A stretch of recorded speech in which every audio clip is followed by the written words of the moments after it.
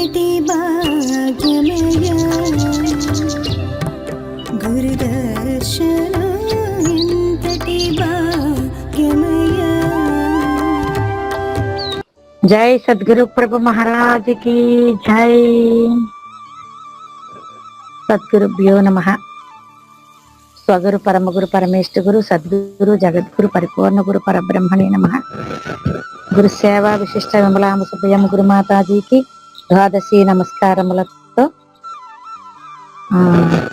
సత్సంగానికి చేస్తున్నటువంటి భక్తులందరికీ కూడా గురాశీస్సులు కలిగి ఉండాలని చెప్పేసి కోరుకుంటూ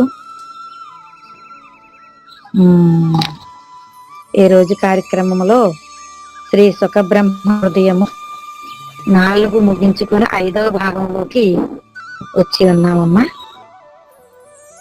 ఇప్పుడు చెప్పుకుందామా మరి.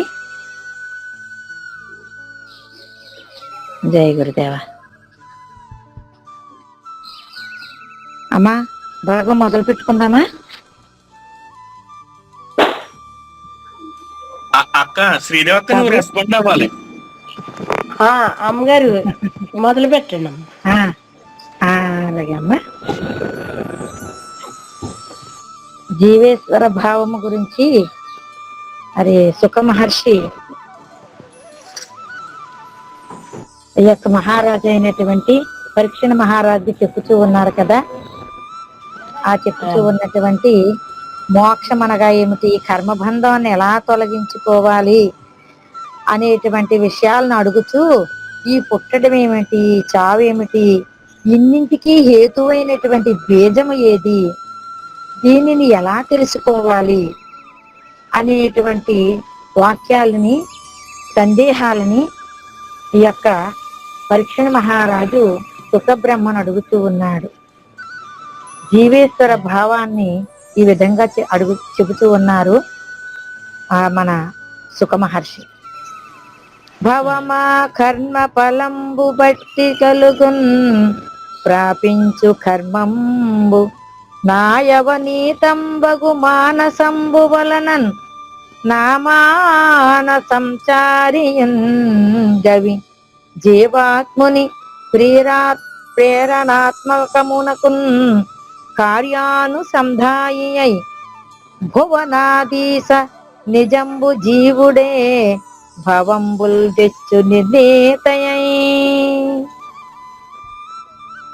ఓ మహారాజా, ఈ పుట్టుక అన్నది ఏ విధంగా కలుగుతున్నది అంటే, దీన్ని విచారణ చేసినట్లయితే ముందు చెప్పిన విధముగా శేషించిన కర్మమును అనుభవించుటకే పుట్టుచూ ఉన్నది అని చెప్పారు. ముందు ఏం చెప్పుకున్నారు? ఆగామి, సంచిత, ప్రారబ్ధ కర్మాలనేటివి వాటి వలన ఈ కర్మబంధాలు కలుగుతున్నవని ఆ యొక్క పరీక్ష మహారాజుకి సుఖబ్రహ్మ చెప్పారు. అదే విధముగా ఇవన్నీ కూడా లేనివాడు కావాలి అంటే, లేకుండా చేసుకోవాలి అంటే ఒక్క మానవుడికే అది సాధ్యమవుతుంది.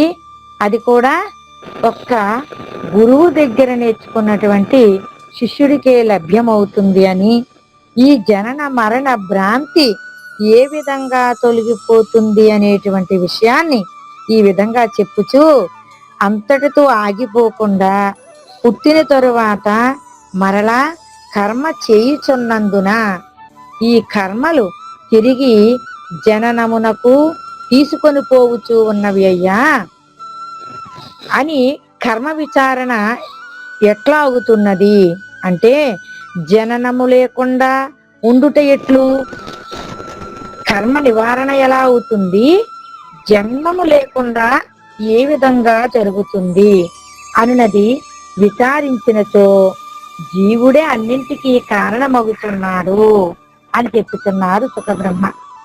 జీవాత్ముని ప్రేరణ వలన మనోబుద్ధి చిత్తహంకారములు కార్యములు చేసి కర్మను కూడగట్టుకొనుచూ ఉన్నవి. ఆ కర్మ ఫలముల వలన తిరిగి పుట్టవలసి వచ్చుచూ ఉన్నదయ్యా. ఇది కర్మ యొక్క విధానము అని సుఖబ్రహ్మ ఈ విధంగా చెప్పుచున్నారు. అంటే జీవుడు ఈ తనువులో ఉన్నంత వరకు, ఈ దేహములో ఉన్నంత వరకు చిత్తముతో కలిసి భ్రాంతి పరవశుడై సకల దృశ్యములను సూచి కర్మములు ఆచరించుచూ ఉన్నాడు. మనోబుద్ధులకు కేంద్రమైనటువంటి ఈ చిత్తము స్థూల దేహమునందు, సూక్ష్మ దేహమునందు, కారణ దేహమునందు కూడా ఉండుటచే అతడు ఆచరించు కార్యములకు కర్తృత్వము కలుగుచూ అనుభవించవలసి వచ్చుచూ ఉన్నది సుమా.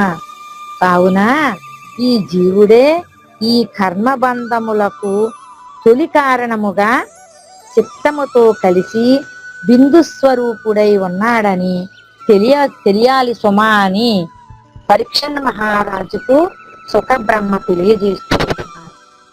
అంటే అన్నింటికీ మనస్సే కదమ్మా కారణము. అటువంటి మనస్సే, ఈ చిత్తము అంటే మనస్సు, ఈ మనస్సే స్థూల దేహమునందు, సూక్ష్మదేహమందు, కారణ దేహమునందు కూడా ఎటువంటి కర్మలు ఆచరించటానికి కార్యము, కర్త, కర్తృత్వము, భోక్తృత్వము అన్నీ కూడా తనే అయి ఉన్నది గనక ఈ జీవుడికే ఈ కర్మ బంధములు లో పడి అనుభవించవలసి వస్తుంది. అందువలన అందుకే జాగ్రత్త భయం నాస్తి అన్నారు.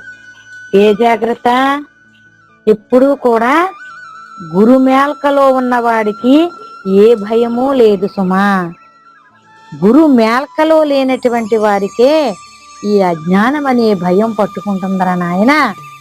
అందుకే ఈ భ్రాంతి అనేటువంటి ఈ యొక్క అజ్ఞానం అనే ఈ భయాన్ని తొలగించుకోవటం కోసమే అసలు ఏది తెలుసుకుంటే జన్మ సార్థకమవుతుందో తెలుసుకోమని మహాత్ములు ఇన్ని రకాలైనటువంటి బోధలని, ఇన్ని రకాలైనటువంటి ఈ యొక్క మహాత్ములు, మహా ఋషులు మన యొక్క సాంప్రదాయబద్ధమైనటువంటి ధర్మాధర్మ విచక్షణని తెలియజేస్తూ ఉన్నారు.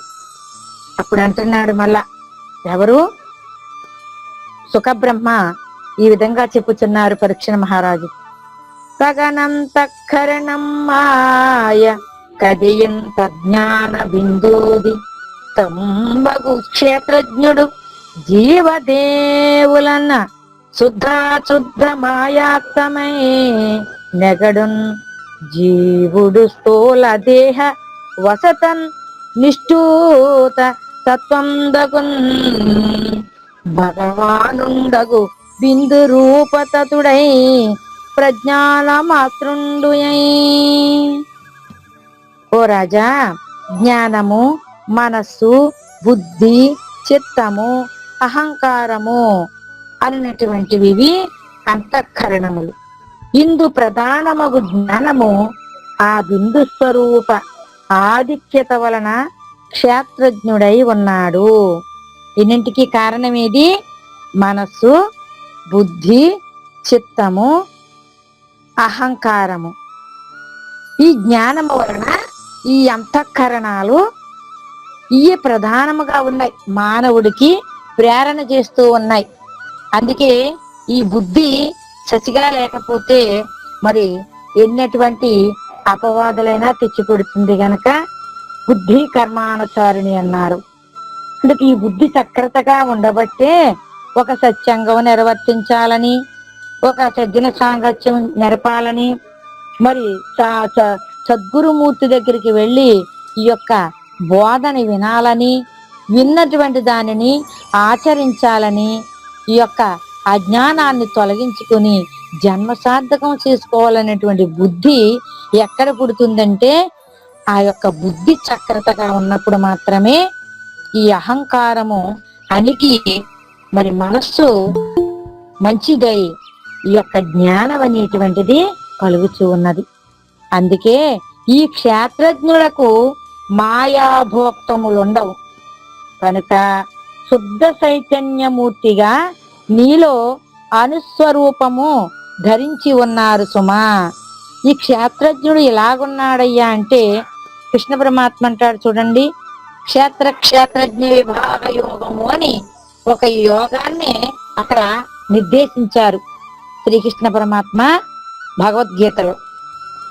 అంటే ఈ క్షేత్రము ఏ విధముగా తయారైంది, ఈ క్షేత్రాన్ని పరిపాలించేటటువంటి ఈ క్షేత్రజ్ఞుడు ఇందులో ఏ విధముగా ఉన్నాడు, ఇది గురుస్వరూపముగా తెలుసుకుంటే మరి ఆశాంతం తెలియబడుతుంది.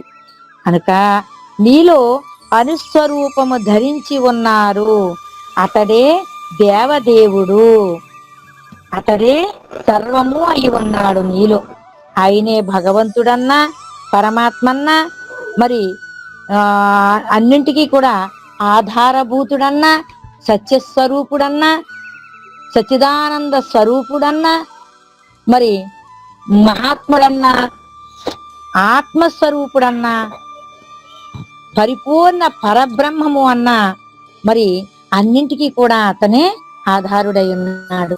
అటువంటి స్వరూపముగా ఇందులో ఈ క్షేత్రములో ఉన్నాడు గనక ఉండి స్థూల దేహము ధరించి సకల కార్యములకు కర్తృత్వము వహించుచు ఉన్నాడు గనక శుద్ధ చైతన్యమూర్తిని, అదే సత్తు అనియు జీవాత్మనియు చిత్తు, జీవాత్మని చిత్తు అనగా సచ్చిదానందము చెప్పుచు ఇది ఏ జీవుడు దేవుడు అని నిర్దేశించి చెప్పుచూ ఉన్నారు మహాత్ములు. కనుక మరి దీన్ని దేనిని పట్టుకుంటే మన యొక్క ధర్మాధర్మ విచక్షణ తెలియబడుతుంది, దాని గురించి తెలుసుకోమన్నాడు. ఎలాగా? ద్వయము అంటే రెండు, కానీ ఈ ద్వయ దోషాలతో కూడుకున్న ఈ పంచభౌతిక ప్రపంచము జీవుడు నిత్యము కార్యములు చేసి కర్మను ఆర్జించుకొనిచూ ఉన్నాడు. ఏది చేసినప్పటికీ కూడా దాని యొక్క ఫలితాన్ని కోరుకునిచూ ఉన్నాడు. కానీ ఇక్కడ మనది ఏమిటి? ఫలితము కోరేది కాదు, నిష్కామ కర్మయోగము అన్నాడు. నిష్కామ అంటే కామ్యాన్ని కోరి చేసేటటువంటిది కాదు సుమా, ఇది ఆర్జించకుండా ఆశించకుండా చేసేటటువంటిది మన యొక్క ధర్మము. కనుక ఇటువంటి భ్రాంతుల వలన కలుగుచూ ఉన్న పాప పుణ్యములు కూడా అనుభవించుచూ ఉన్నాడు. ఎందువలన? ఆ యొక్క కర్మ యొక్క ఆశించటం వలన పాప పుణ్యములు అనేటువంటి దానిని అనుభవించడానికి అర్హుడవుతున్నాడు ఈ జీవుడు. కానీ ఇన్నింటినీ కూడా పరమాత్మార్పణ చేసుకుని నిష్కామ కర్మంగా చేసినప్పుడు వీడికి అంటటం లేదు. కనుక దేహేంద్రియములు అంతరేంద్రియములతో అజ్ఞానభూతమైన ప్రకృతిలో పడి విషయలోలుడై విశ్వామిత్రుడిలాగా వెలుగొందుచూ ఉన్నాడు ఈ జీవుడు. అందుకే ఈ జీవాత్ముడే సకల కర్మలకు కారణభూతుడవుతున్నాడు సుమి అని సుఖబ్రహ్మ తెలియజేస్తూ ఉన్నారు. ఈ కర్మలకి కారణము, జన్మలకి కారణము, జన్మరాహిత్యానికి కారణము ఇప్పుడు ఎవరవుతుంది? ఎవరికి వారే అవుతున్నారని ఈ యొక్క సుఖబ్రహ్మ తెలియజేస్తూ ఉన్నారు. ఎందుకు అంటే ఇక్కడ మొదటి నుంచి అంటే జన్మం అంటే ఏమిటి, కర్మం అంటే ఏమిటి, జ్ఞానం అంటే ఏమిటి, అజ్ఞానం అంటే ఏమిటి, అసలు మానవుడు ఏ విధముగా నడక నడవాలనేటువంటి విషయాన్ని మరి సాధనల నుంచి కూడా చెప్పుకొస్తున్నారు కనుక మరి ఈ కింద బోధనే చెబుతూ ఉన్నారు ఆయన. ఎందుకంటే మొదల కనుక ఇది తుదిని ఏది అవసరము లేదు. కానీ అక్కడికి వచ్చేసరికి ప్రయాణము ఈ జీవాత్మ మరి నేనే జీవుణ్ణి, నాకే ఇవన్నీ జరుగుతున్నాయి, నా వల్ల ఇంత జరుగుతుంది అనేటువంటి భావనలో ఉన్నారు గనక అరే నాయన ఇదంతా కాదురా బాబు, ఇవన్నింటికి కారణభూతులు ఒకడు ఉన్నాడు, నా వల్ల ఇది జరుగుతుంది అనుకుంటున్నావు, వాడు ఎవడో నీలోనే ఉన్నాడు కనుక నువ్వు తెలుసుకో అని నెమ్మదిగా సుఖ మహర్షి పరీక్షణ మహారాజుకి తెలియజేస్తూ ఉన్నారు. అట్టి జీవాత్మ పరమాత్మలనే జీవుడు దేవుడు అని అందురు. ఇక జీవదేవుల రెంటిని తెలుసుకున్నవాడే జ్ఞాని అగును అని చెబుతూ ఉన్నారు అని పలికినటువంటి సుఖబ్రహ్మ పలుకులు విని పరీక్షిస్తూ తన మనసులో భద్రపరుచుకుని ఈ విషయాన్ని ఈ విధంగా అడుగుతున్నాడట. ఏమని? గురుదేవా, ఈ జీవుడు దేవుడు గుర్తించే విధానము ఎరిగించి వాటి ఫలము కలుగుచున్నటువంటి ప్రకృతి పురుషుల విచారణ చేయాలనేటువంటి విషయం ఏ విధంగా చేయవలనో దాని యొక్క సంగతి నాకు ఎరింగించుము స్వామి అని పరీక్షణ మహారాజు గురువైనటువంటి సుఖ మహర్షిని అడుగుచూ ఉన్నాడు. ఏ విధంగా అడుగుచున్నాడు?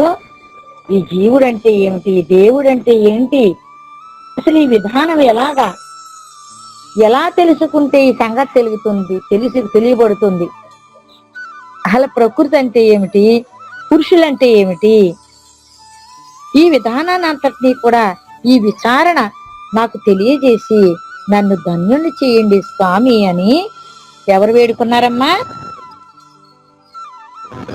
అమ్మా, ఎవరు వేడుకున్నారు ఇప్పుడు? మరి మీరు అర్థమవుతుందో లేదో తెలియాలి కదా.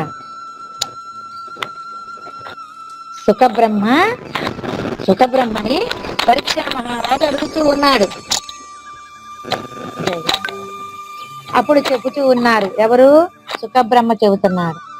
తనువు విడనాడి జీవుడు తనక ముందే జనన రాహిత్యమును బొందు ఘన సుబోధ తెలిపి ఈ జన్మ బంధంబు త్రెంచు తండ్రి అల్ప ప్రాణిని గురుదేవ అఘనివా వినాశ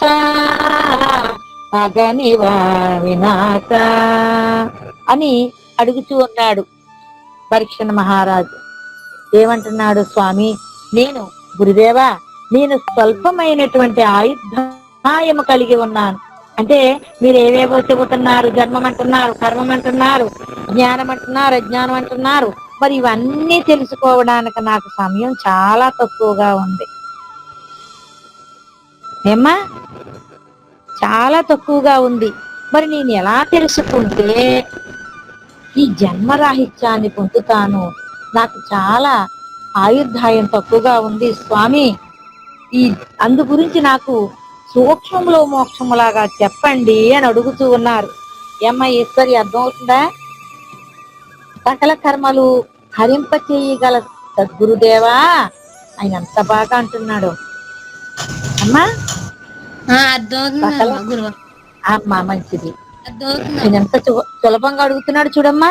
సకల కర్మములు హరింపజేయగల సద్గురుదేవా, ఈ దేహము నుండి జీవుడు తొలగిపోక ముందే ఈ జన్మ బంధములు తొలగించి జన్మరాహిత్యమైన ఘనబోధ చెప్పమని ప్రార్థించుతూ ఉన్నాను అని అడుగుతూ ఉన్నాను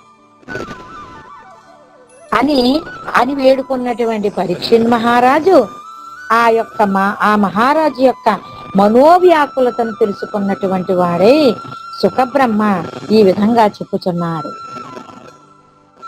ఋతుమతి సుక్తి పుటాంతర పతితంబగు వర్ష బిందు భద్రం బైన నుత ముత్యంబగు గతి నీమతి జొచ్చు పరమ రహస్యమతి దీపించున్. అప్పుడు చెబుతున్నాడు, వర్షము కురిసినప్పుడు ఎన్నో వర్ష బిందువులు ఎక్కడెక్కడో పడుచు వృధా అవుతూ ఉండును, కానీ ముత్యపు చిప్పలో పడిన వర్ష బిందువు మాత్రము ముత్యముగా మారి పవిత్రమగుతూ ఉండును. అట్లే మోక్షకాంక్షి అయినటువంటి నీ వంటి వానికి పరమార్థ రహస్యములు బోధించుట వలన పరమార్థికమునకే వన్ని తెచ్చును. చెబుతున్నాను వినవయ్యా అని సుఖబ్రహ్మ చెప్పుచూ ఉన్నాడు. అంటే స్వాతి వానలో కురిసినటువంటి వర్షము, స్వాతి కార్తెలో కురిసినటువంటి వర్షపు బిందువు రోడ్డు మీద పడితే రోడ్డు రూపం చెందుతుందట, మరి ఇసుకలో పడితే ఇసుక రూపం చెందుతుందట, నీటిలో పడితే నూటి రూపము చెందుతుంది. కానీ ఆ యొక్క ఆలచిప్పలో, ముచ్చపు చిప్పలో పడినప్పుడు మాత్రమే ఆ స్వాతి చినుకు అది మాత్రమే ముత్యమవుతుందట. ఆ విధముగానే పవిత్రమైనటువంటి మోక్షాపేక్ష కలిగి ఉన్నావు గనక నీకు పరమార్థ రహస్యాలన్నీ నీకు చెబుతాను వినవయ్యా అని పరీక్షణ మహారాజుకు సుఖబ్రహ్మ చెప్పుచున్నారు. కావున జాగరూకుడవై మననము చేసుకొనవలను. నేను అని గుర్తెరుగుచున్న ప్రజ్ఞా మాతృడు చైతన్య స్వభావము కలిగి ఉండుటచే బాహ్యాంతర మధ్యములందు వ్యాపించి జ్ఞాన విచక్షణతో స్థూల సూక్ష్మ కారణ శరీరములందు వ్యవహరించుతూ ఉండును. ఆయా స్థితులందు కలిసి ఉండుటచే అతనికి విశ్వడు, తైజసుడు, ప్రాజ్ఞుడు అను పర్యాయ పదములు కలిగినవి. ఏ విధముగా వచ్చినవి? ఈ యొక్క స్థూల సూక్ష్మ కారణ దేహములతో కూడుకొని ఉన్నటువంటి వీరికి అందులో ఉండి జాగ్రత్త, స్వప్న, సుసుప్తులు అనేటువంటివి కలిగి అటువంటి అనుభూతుల చేత కారణము చేత మాత్రమే ఇతనికి భవబంధాలనేటువంటివి ఉన్నది. మరియు ఈ అవస్థాత్రయమునకు సాక్షిభూతుడవు వాడు ఈ అవస్థాత్రయమునకు అంటని వాడై ప్రతిబింబించుచు ప్రతిబింబ చైతన్యుడను శుద్ధ స్ఫటికాకారముతో కనుగ్రుడ్డు మధ్యన నీలము చునీలము మధ్య విద్యుత్ కిరణముల వలె ప్రకాశించు పీతవర్ణము దాటి పరమాణు స్వరూపముతో వెలుగుచూ ఉన్నాడయ్యా. ఈ సాక్షీభూతుడగు ప్రతిబింబ చైతన్యుడే ప్రజ్ఞాన చైతన్యముతో ఐక్యమై తత్వమన్యహం బ్రహ్మ నుయా మాత్మ బ్రహ్మ ప్రజ్ఞాన బ్రహ్మ నయమాత్మ బ్రహ్మ ప్రజ్ఞాన బ్రహ్మ అని పలుకు శుద్ధ చైతన్యుడై ఉన్నాడు. ఇది అంతయు పరిశీలించినచో ఏకతత్వమైన చైతన్యుడే వివిధ స్థానములందు వివిధ నామములతో వివిధ కార్యములు ధరించి ఉన్నాడని స్పష్టమగుచూ ఉన్నది. ఈ చైతన్యుడే దూర్వార సంసార సాగరములో పడి సుఖ దుఃఖములు కలుగుచూ ఉన్నవయ్యా. ఇది ఈ యొక్క అజ్ఞాన సంసారం యొక్క యాతన అని సుఖబ్రహ్మ ఈ విధంగా చెప్పుచూ ఉన్నాడు. ఎందుకంటే ఈ యొక్క ప్రజ్ఞాన బ్రహ్మము తానే అయి ఉన్నాడు. అహం బ్రహ్మస్మి తత్వమసి బ్రహ్మం అయమాత్మా బ్రహ్మం అని అన్ని రకాలైనటువంటి దానికి తానే అయి ఉన్నాడు గనక ఈ అన్ని కాదయ్యా, ఇన్నింటికి అతీతమైనటువంటిది ఉన్నది. దాని యొక్క సత్తా వలన ఇవన్నీ కలుగుతుంది గనక అది తెలుసుకోమన్నాడు. అదే గురువాక్యాన్ని మరి మన శివరామ దీక్షితుల వారు కూడా చెప్పారు సాందీప వాక్యాలు. ఆత్మైక్య శరీర రహిత యస్మాత్మ శరీరమితి శృతే అని చెప్పారు. అంటే ఈ యొక్క గురువాక్యము చేతనే వినేది, అడిగేది, చెప్పేది, పోయేది ఈ శరీరమునందు లేనిది అసలు ఎక్కడా లేదు. శరీరము అందు లేనిది అడగదు, వినదు, చెప్పదు. ఏది కూడా వినేది చెప్పదు, చెప్పేది వినదు, చెప్పేది వినదు, కనేది అనదు. ఇన్నింటికి అతీతమైనటువంటిదే ఈ యొక్క జ్ఞానం అనేటువంటి శక్తి. మరి అటువంటి పరబ్రహ్మాను గురించి తెలుసుకున్నప్పుడు వీటి సంగతి అంతా తెలుస్తుంది అని ఈ విధంగా సుఖబ్రహ్మ పరీక్షణ మహారాజుకు చెప్పుచూ ఉన్నారు. అయితే ఈ విశుద్ధ ఆజ్ఞేయ చక్రముల ద్వారా ఆధారము, స్వాదిష్టానము, మణిపూర్వక అనాహత విశుద్ధ ఆజ్ఞేయ చక్రముల ద్వారా చక్రములను అనుసరించుకుని ఈ విధముగా ఈ హంసస్వరూపము జరుగుతూ ఉన్నదని ఈ సాధనతో కూడుకున్నటువంటి ఈ బోధని ఎరింగిస్తూ మళ్ళీ ఈ విధంగా చెప్పుచూ ఉన్నారు. అని బోధించిన ఉత్తరాచుతుడని ఆర్యాంతరం గోరు భావనిధి దీన జనాశ్రిత పరమ సత్స్వరూపలబ్ధాత్ముడై తను జాతాంకుర బిందునాచకర నిత్య బ్రహ్మ బోధావలంబుడనై నిత్య బ్రహ్మ బోధావలంబనుడై తేజరిలన్ కటాక్షముతగన్ భక్తిన్ మిమునే వేడెదన్. ఈ విధంగా సుఖబ్రహ్మము బోధించగా ఉత్తరాసుతుడైనటువంటి పరీక్షణ మహారాజు సంతసించి ఈ విధంగా అడిగింది. గొప్పదైనటువంటి భావము అంతరంగమున కలిగి ఉన్న ఆచార్య దేవా, మీరు దీనజనులను ఉద్ధరించు మహాత్ములు. సత్యమైన నిత్య వస్తువు యొక్క జ్ఞానమిరింగి ఉట్టున హరింపజేయు సిద్ధింబము నాశనము చేసి బ్రహ్మభావము ఎట్లు ఎరగవలెనో తమరు కటాక్షింప చెప్పవలనని భక్తితో వేడుకొనుచూ ఉన్నాను స్వామి అని ఆ యొక్క సుఖబ్రహ్మను, గురువు గారైనటువంటి సుఖబ్రహ్మను పరీక్షణ మహారాజు అడుగుతూ ఉన్నారు. అప్పుడు ఈ విధముగా పరీక్షిత్తుని ఆ యొక్క ఆరాటం అంటే వివేకముతో కూడినటువంటి ఆ యొక్క ఈ భ్రాంతి రహితము చేసుకునేటటువంటి జన్మ సార్థకం చేసుకునేటటువంటి ఈ యొక్క విధానం కావాలని చెప్పేసి అడిగినప్పుడు ఆయన ఎంతో సంతోషముతో మరలా సుఖబ్రహ్మ ఈ విధంగా చెబుతున్నారు. అని ప్రార్థించిన భూమిసుని వృత్తాపము హరింప సుఖముఖి ధరణి ధనుజారి ఇటులనియన్ వినుమా మధ్వాక్యము భవ విధ్వంసమగున్. ఈ విధంగా ప్రార్థించినటువంటి పరీక్షణ మహారాజుని హృదయ తాపము పోగొట్టనించి జననము పోగొట్టు మహాబోధము సాధించదను. జనన మరణాలు లేనటువంటి రహితం చేసుకునేటటువంటి మహాబోధని గెలిగిస్తానయ్యా, శ్రద్ధగా వినుమయ్యా అని పొడమిలో తనువుతో ఉండి కూడా లేనివాడవై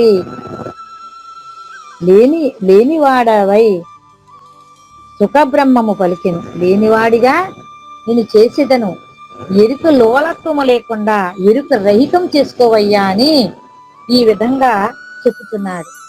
శ్రీ పంకేరుహ జన్ముని శ్రీపంభగు బోధ నిరిగే శిష్ట వశిష్ఠుండా పుణ్యాత్మునికి జనక భూపాలుడు శిష్యుడయ్యే పుణ్య చరిత్ర. రాజా, గురు పారంపర్యముగా వచ్చుతూ ఉన్నటువంటి ఈ బ్రహ్మ బోధను బ్రహ్మర్షి అయినటువంటి వశిష్ఠులు బ్రహ్మదేవుని వలన ఎరిగి జనక మహారాజుకు బోధించెను. ఈ బోధని ఎవరు ఎరిగించారు? గురు పారంపర్యముగా బ్రహ్మ దగ్గర తెలుసుకున్నారట. ఏ బోధ తెలుసుకున్నారమ్మా?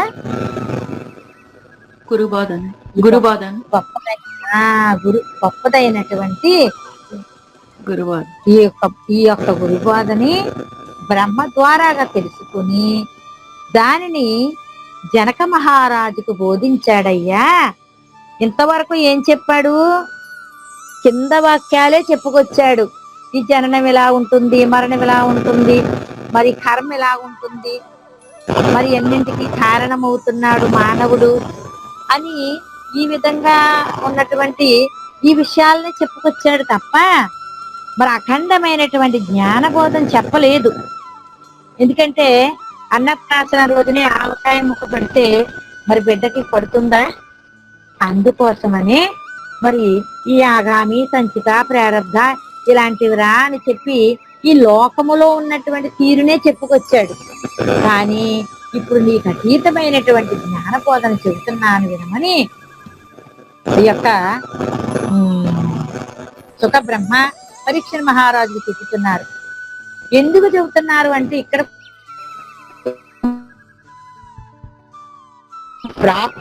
ప్రార్థించిన భూమికుని వృత్తాపము హరింప సుఖముఖి అంటే ప్రార్థించాడు కదా, స్వామి నాకు చుట్టే సమయం చాలా తక్కువగా ఉంది, నాకు ఇవన్నీ కాదు, నాకు ఈ యొక్క ముక్తి మోక్షము, ఈ జనన మరణ రహితమయ్యేటటువంటి దానిని నాకు సూక్ష్మలో మోక్షంగా తెలియజేయండి స్వామి అని ఎప్పుడైతే మరి మహాత్ముని అడిగాడో అప్పుడు ఆయనకి ఆ దయ కలిగింది. అందుకే అన్నారు, గురు దయ లేకుండా ఏది కుదరదు అని. అప్పుడు చెబుతున్నాడు, ఇంత ఇంత ప్రార్థిస్తున్నాడు కదా, వీడికి ఉన్నది ఉన్నట్లుగా చెప్పాలనేటువంటి భావనతో చెబుతున్నాడు. జనకష్మా విభు పాద పద్మయుగమున్ సద్భక్తి సేవించి నీ కనుగొంటెన్ భవబంధ కందర హరమున్ కళ్యాణ నిత్య శరీర నిగూఢాచల పూర్ణ భావమ పదమున్ బ్రహ్మర్షి భావంబు గంటిని తద్గోప్యము నీకు దెల్పెద భవత్ దింబత్వమున్ బాపిదన్. అప్పుడు అన్నాడు, ఓ జనక, ఓ ఆ జనక చక్రవర్తి పాద పద్మములు నేను భక్తితో సేవించి జనన మరణములు హరించు పరిపూర్ణ బోధారహస్యములు సంగ్రహించుకుని నిత్య అశరీర బ్రహ్మర్షి భావము పొందుచున్నాను. నీలో ఆవరించి ఉన్న అజ్ఞానము పోగొట్టుటకై ఆ బ్రహ్మ ప్రబోధ నీకిప్పుడు చెప్పుచున్నానయ్యా, వినవయ్యా అని ఆ యొక్క సుఖబ్రహ్మ జనక మహారాజు అయినటువంటి శిష్యుడికి చెప్పుచున్నాడు.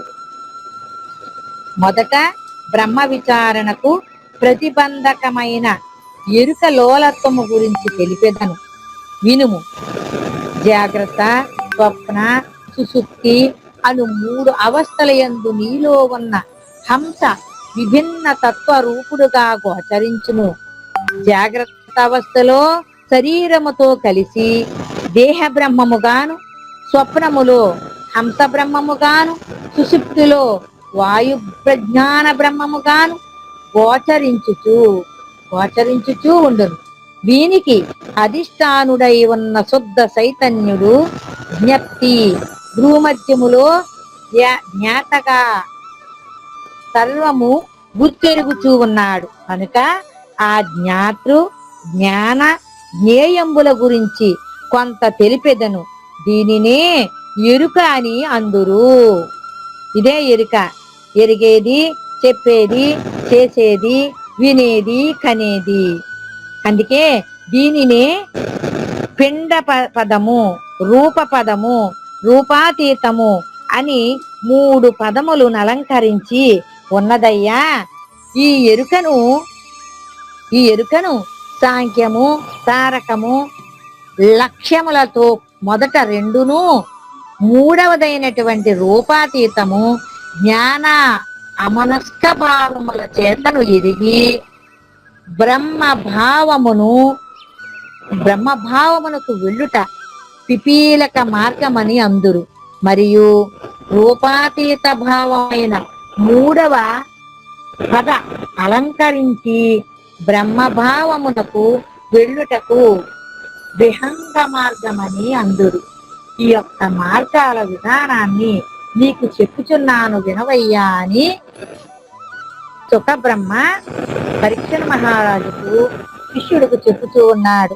బోధన విధానాన్ని వరుస క్రమములో చెప్పుతున్నాడు. అరయ పిపీలిక మార్గము శరీర కష్టంబు వలన సాధ్యం బదియున్ చిరకాల సేవ ఫలమగు స్థిరమై సిద్ధించు భూరి దివ్యతమగుచున్. ఏమన్నాడు? ఇది పిపీలక మార్గములో దేహేంద్రియములు, అంతరేంద్రియములు పలు సాధనల వలన లొంగించి ఏకాగ్రచిత్తము సంపాదించి బ్రహ్మజ్ఞానము పొందవలసి ఉన్నది. దీనికై ఎక్కువ కాలము సాధనలు చేసి గురుసేవా ఫలము వలన పొందవలసి ఉన్నది. అట్లు సాంగోపాంగముగా బ్రహ్మభావము బడయుటే పిపీలక మార్గమని అందురు. ఇది పిపీలక మార్గము, ఇది ఈ విధముగా ఉన్నదయ్యా అని దీనిని ఏ విధంగా తెలుసుకోవాలి, ఎలా తెలుసుకోవాలి అనేటువంటి విధానాన్ని గురువు ద్వారా తెలుసుకోవాలని ఈ విధంగా చెప్పుచూ ఉన్నారు. స్వల్ప పుణ్యమతులు సారిక మార్గంబు బట్టి బ్రహ్మ పదము బట్టలేరు, సంశయాత్ములగుచు జనన మరణ నీర దీపతీతులగుదురు ధీరవర్యా. పూర్వ పుణ్యవశమున అల్ప ప్రజ్ఞావంతులై ఉన్న వారికి విహంగా మార్గము చే బోధించిన వారికి ఉత్తబట్టబయలైన బ్రహ్మబోధ వంటబట్టక సంశయములో పడిపోయి తిరిగి జన్మించు ఈ శరీరము తొలగించుకొనలేక మరలా ఒత్తురయ్యా అని చెప్పాడు ఇక్కడ. అంటే మరి ధీటిగా చెప్పినప్పటికీ కూడా దానిని ఆంతర్యంగా పట్టుకోలేరు. అటువంటి వారికి ఇంత లోతుగా చెప్పినా అర్థము కాదయ్యా అని చెప్పుతూ, కావున పిపీలక మార్గము విహంగ మార్గము అని ఈ రెండు మార్గములు శిష్యుని ప్రజ్ఞా విశేషములు గ్రహించిన ఆచార్యోత్యములు తగిన విధముగా బోధించి గమ్యమునకు చేర్చుదురు. కనుక అందుకే గురువులు మరి ఎవరు ఎంతలో ఉన్నారో వారికి ఏ బోధ చెబితే అర్థమవుతుందో వంటబడుతుందో దాన్ని అర్థం చేసుకుని వారు ఇంకా ముందుకు వెళ్ళగలరో ఆలోచించి అది గురువుకే తెలియబడుతుంది. కనుక మరి ఆ గురువు వీరిని ఉద్దేశించి వారికి సాధనలో చెప్పాలా లేకపోతే అతీతములో చెప్పాలా అనేటువంటి భావాన్ని వాళ్ళకి తగినట్లుగా మాత్రమే అందించేటటువంటి పరిస్థితి కలుగుతుంది. అంతేకాని మరి ఏ విధంగానూ కూడా చెప్పుకుంటూ పోయినట్లయితే ఇది అర్థం కానప్పుడు వ్యర్థమే అవుతుంది కదమ్మా. మరి అంటే బూడిదలో పోసిన పన్నీర్ అయిపోతుంది కదా. అందుకోసమనే మహాత్ములు ఏం చేశారంటే ఇదంతా కాదు, ఎవరు ఎంతవరకు అందుకోగలరో వారికి మాత్రమే, అంతలో ఉన్నటువంటి వారికి అంతటి బోధనే అందించేటటువంటి విధానాన్ని చెప్పారు. ఎందుకంటే ఫస్ట్ క్లాస్ లో ఉన్నవాడికి ఆ ఫస్ట్ క్లాస్ పాఠాలు చెప్తేనే అర్థమవుతుంది తప్ప 10th క్లాస్ పాఠాలు చెప్తే ఎలాగ అర్థము కాదో, అదే విధముగా మరి 10th క్లాస్ చదివేవాడికి డిగ్రీ పిహెచ్డి చేసినటువంటి ఆ పాఠాలు చెప్తే మరి వీడికి అర్థము కాదు. కనుక ఏ క్లాసులో ఉన్న వారికి ఆ బోధ చెప్పాలని, అందుకే ముఖే ముఖే సరస్వతి అని గురువు దగ్గరికి వెళ్ళి తన యొక్క ఆంతర్యాన్ని గ్రహించి గురు సేవ చేసి గురు పూజ చేసి ఈ యొక్క భావాన్ని తెలియాలి తప్ప సామాన్యంగా తెలియబడేది కాదు అని ఈ విధంగా చెప్పుచూ ఉన్నారు. ఏ మార్గము గుండా వెళ్ళాలన్న దాన్ని ఈ విధంగా చెప్పుచున్నారు. శిష్యుని ప్రజ్ఞా విశేషములు గ్రహించిన ఆచార్యోత్యములు తగిన విధముగా బోధించి గమ్యమునకు చేర్చుదురు అన్నాడు ఇక్కడ. అంటే విహంగ మార్గము పిపీలక మార్గము 2 మార్గాలు ఉన్నాయి కదా.